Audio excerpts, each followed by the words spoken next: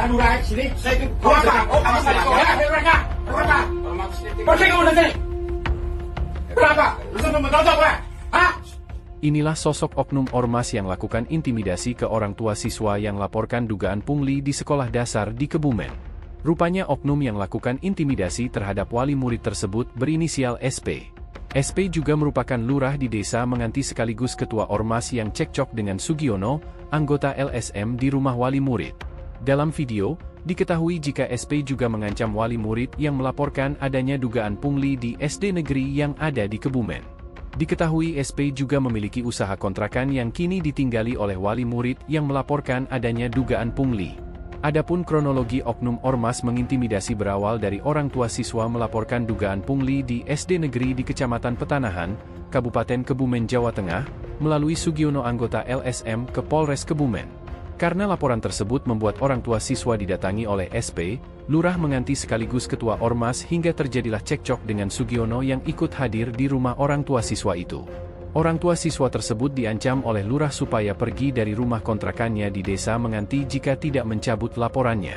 Masalahnya apa? Kalau masih bisa dirembuk lah. Aja main serta seperti itu. Kalau masih bisa dirembuk. Mas, dengan pemuda Pancasila, ya kan?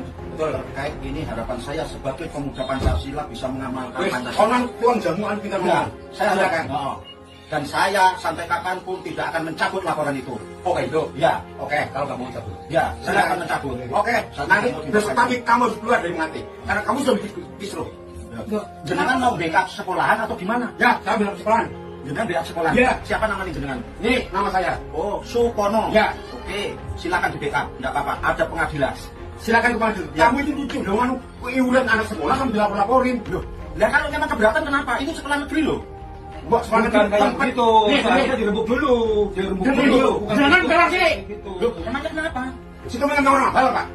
Hah? Seharusnya Bukan orang Ambal. Saya orang Indonesia. dirembuk dulu seharusnya. Harusnya kan dirembuk dulu. Kamu tanya sekolahnya belum? Sekolah mana? Sekolahnya SD tanyakan aja. Soal anu di mana itu? Tanyakan sekolah SD. Habisin lagi kamu. Bagi semua teman-teman. Habisin aja nggak apa-apa kalau berani. Lah kenapa kamu berani? Habisin nggak Ini apa-apa. desa siapa nih? Saya tanya. Bukan desa kamu.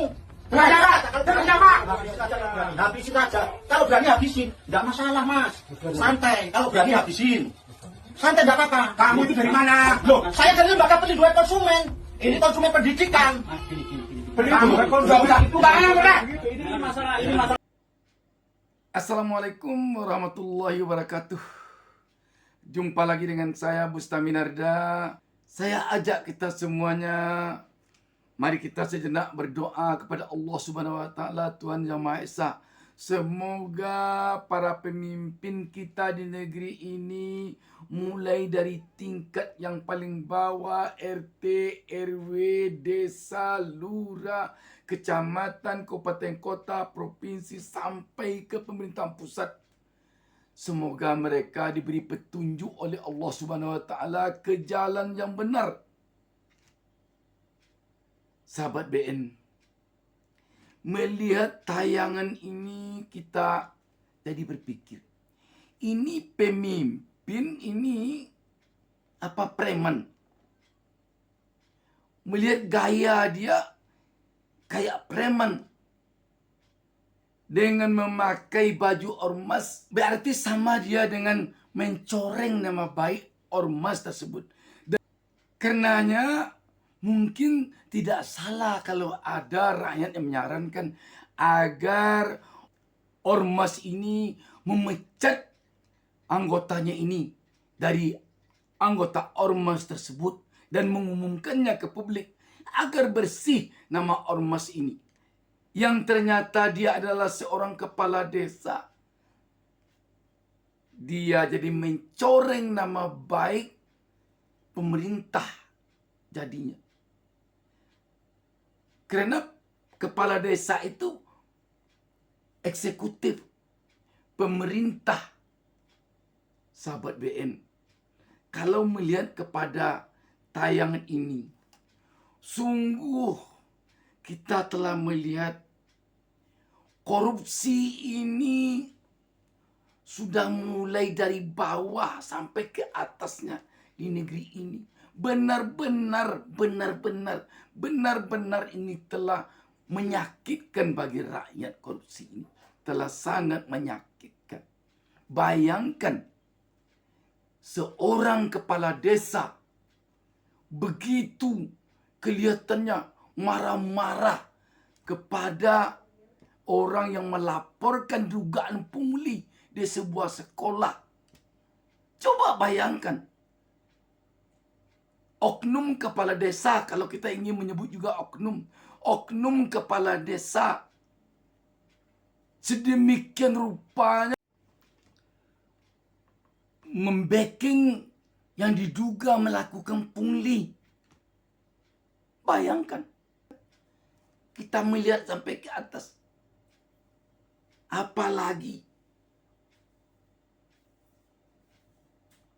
sahabat BN, korupsi seperti inilah yang menghancurkan negeri ini sekarang. Yang membuat negeri ini miskin. Membuat rakyat di republik ini miskin. Sekarang ini. Dari bawah, dari tingkat desa, sudah membacking yang diduga pungli. Marah-marah dia karena orang tua murid melaporkan dugaan pungli di sebuah SD negeri. Harusnya kepada yang diduga pungli itu dia marah selaku seorang aparat, selaku seorang ormas. Tetapi ternyata dia marah kepada orang yang melaporkan pungli. Inilah buktinya bahwa di negeri ini membacking korupsi ini sudah kelihatannya sudah akut. Kita mendengar juga baru-baru ini gara-gara orang tua murid melaporkan dugaan korupsi di sebuah SMA di Medan, SMA Negeri 8. Anaknya diduga itu yang menyebabkan anaknya tidak naik kelas. Pemirsa, seorang siswi kelas 11 SMA Negeri 8 Medan diduga dibuat tidak naik kelas oleh pihak sekolah gara-gara orang tua siswi tersebut melaporkan kepala sekolah ke Polda Sumut terkait dugaan korupsi dana BOS dan pungli. Tidak naiknya seorang siswi berinisial MS SMA 8 Medan yang diduga karena orang tuanya melaporkan kepala sekolah SMA 8 Medan yang diduga korupsi dana BOS menjadi sorotan publik. Orang tua siswi MS meyakini ada intervensi kepala sekolah karena nilai-nilai anaknya selalu bagus dan selalu mengikuti pelajaran dengan baik. Hal itu membuat orang tua MS marah di sekolah saat pembagian rapor karena tidak terima atas perilaku pihak sekolah ke anaknya. Coki Indra menduga anaknya tidak naik kelas karena kepala sekolah tidak terima dilaporkan ke Polda Sumut atas dugaan korupsi dan praktek pungli yang mencapai miliaran rupiah lebih. Bayangkan. Dan kita mendengar juga berani dia melawan kepala dinasnya. Ketika kepala dinas menyuratinya agar ditinjau kembali putusan kepala sekolah yang meninggal kelaskan anak itu. Dia tidak mau. Ada apa kalau begini? Lebih kuat pula kepala sekolah yang diduga melakukan korupsi daripada kepala dinas. Berapa jenjangnya ke atas dari kepala sekolah kepada kepala dinas yang eselon 2. Di atas itu mantan ketua KPK. Ketika dia menjadi ketua KPK diduga dan malah sudah tersangka kasus korupsi jenis pemerasan. Syahrul Yassin Limpo atau SYL mengakui pernah memberikan uang ke Ketua KPK Firly Bahuri. Nilainya mencapai 1,3 miliar rupiah dalam 2 kali penyerahan, yaitu 500 juta rupiah dan 800 juta rupiah. Hal ini diungkap SYL di persidangan lanjutan kasus dugaan pemerasan dan penerimaan gratifikasi di lingkungan Kementerian Pertanian di Pengadilan Tipikor Jakarta Senin 24 Juni 2024. Anehnya, yang diduga diperas sekarang sudah meringkuk dalam penjara. Sudah ditahan. Namun yang diduga memeras enak-enak saja di luar. Lenggang-lenggang kangkung dia di luar.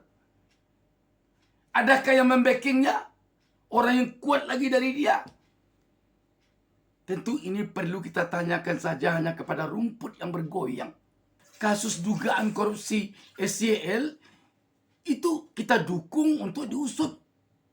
Tetapi persoalan kasus dugaan pemerasan yang dilakukan Firly Bahuri juga harus hendaknya diusut. Kalau SCL ditahan, harusnya Firly Bahuri yang sekarang sudah berstatus tersangka juga ditahan. Apalagi sudah tidak sedikit lagi pihak-pihak yang meminta agar Firly Bahuri ini ditahan. Akut macam apa lagi, kronis macam apa lagi penyakit korupsi di negeri ini kalau begini. Ratusan miliar, bahkan triliunan, bahkan ratusan triliun uang yang diduga disantap oleh koruptor-koruptor ini. Kenapa negeri ini tidak akan miskin? Itu sekarang kasus dugaan korupsi timah 300 triliun. Yang menangkapnya bukan KPK, yang menangkapnya kejaksaan. Apa saja kerja KPK yang khusus lembaga ini digaji oleh rakyat untuk memberantas korupsi. Tetapi tidak KPK yang menangkapnya. Yang menangkapnya Kejaksaan Agung. Kejaksaan itu tidak korupsi saja yang diurus itu. Banyak kasus-kasus hukum lain yang diurusnya. Kenapa KPK yang khusus menangani kasus korupsi tidak menangkapnya? Ada apa ini? Harusnya mantan ketua KPK Firly Bahuri ini KPK yang mentersangkakannya. Karena ini terjadinya di KPK sendiri. Tetapi yang mentersangkakannya lembaga penegak hukum lain. Polri. Harusnya KPK sendiri.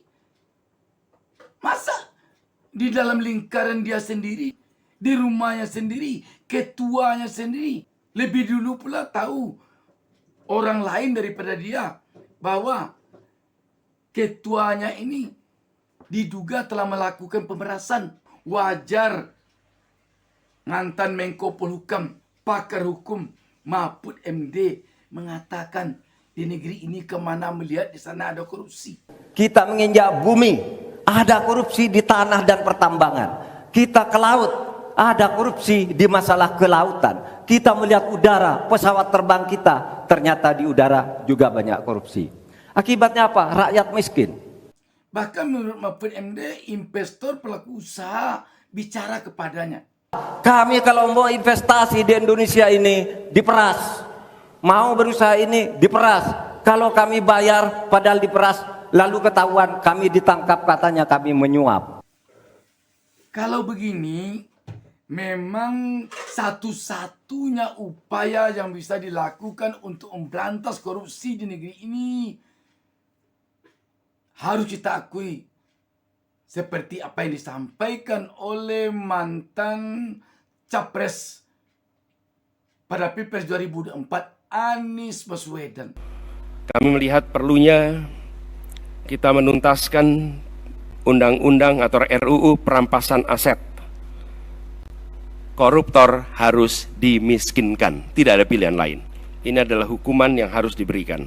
Tetapi tentu saja oknum-oknum pejabat, mulai dari pejabat yang terendah seperti yang berada di tingkat desa sampai ke yang paling tinggi yang berada di tingkat pusat, yang dalam otaknya hanya ada keinginan untuk korupsi, memusuhi Anies Baswedan, mengupayakan agar Anies Baswedan kalah di dalam setiap kontestasi politik. Sebab dia takut kalau Anies Baswedan nanti yang memimpin, tidak bisa dia korupsi. Kalau dia korupsi berbahaya. Demikian sahabat BN, wassalamualaikum warahmatullahi wabarakatuh. Jangan lupa subscribe, jangan lupa subscribe.